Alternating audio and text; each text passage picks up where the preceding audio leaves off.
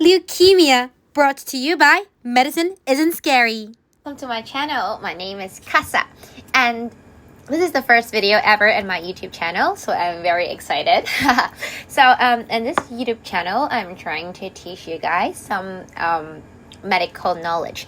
Either be you're a healthcare student, for example, like nursing or doctor, or if you're a patient or patient relatives that would want to know more about your patient's condition, I'm really hoping that my series of videos are able to help you understand it better. So today, our first video is about leukemia. So I don't know if any of you were familiar with the word leukemia. Leukemia is actually a type of blood cancer, and it's the blood cancer that is actually related to the bone marrow. So there are a lot of different things that could happen in the bone marrow, but you can just imagine that for leukemia, the first thing you need to remember is that it starts with the bone marrow. And for those who are not familiar with the term bone marrow, you can actually imagine it as a factory in your body. It's something like a factory in your body, and that is in charge of producing different types of blood cell. For example, like the RBC, the white blood cell, the ANC, neutrophils, etc. Okay, first of all, when you think about leukemia, I want you to remember that it was originated from the bone marrow. Okay, so inside for leukemia, there are actually 4 types of them: ALL, AML, CLL, and also CML. They seem very complicated. No worries, and I'll try to explain them one by one to you. Okay, so maybe let's just first off by writing all the letters out. We have A, C, L, and M, right? Okay, so remember for A, it stands for acute. Acute means rapid production. Okay, so the things were starting really aggressively.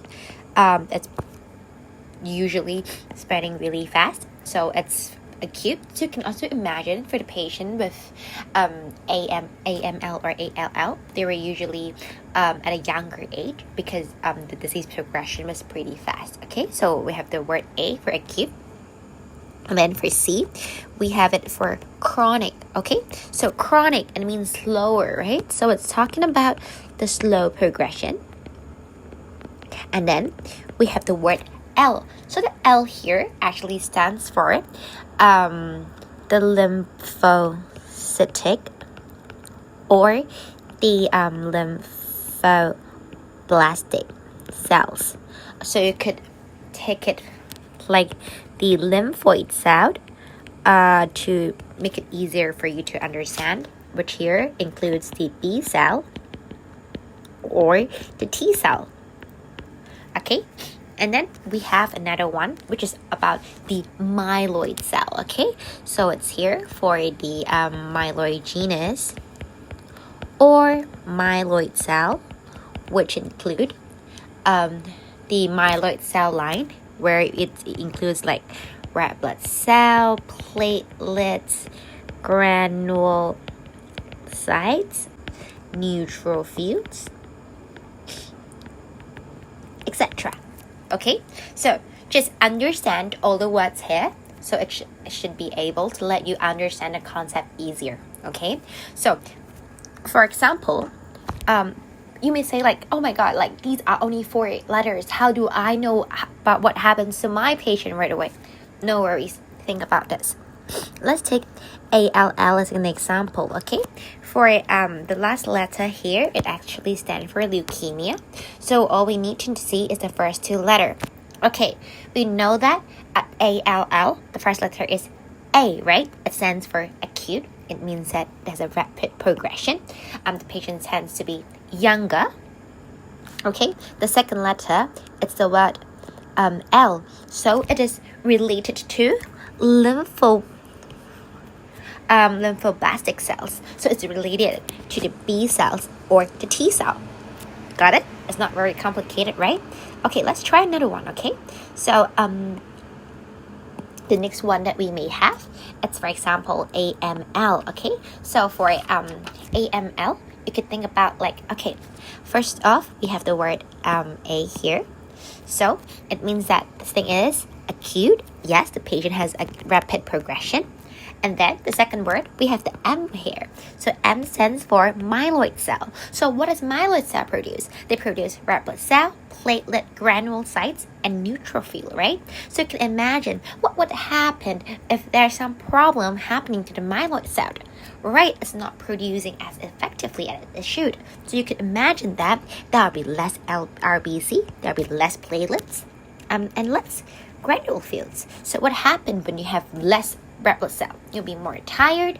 What will happen if you have less platelet? Oh, you will have bruising and bleeding problem. What would happen if you have less neutrophils? You'll be more prone to infection. Got it?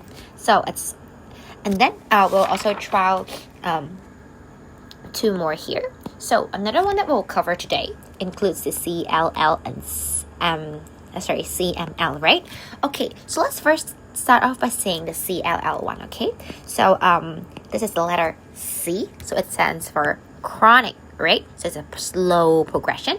The second word is also the L, so it stands for the lymphoid, right?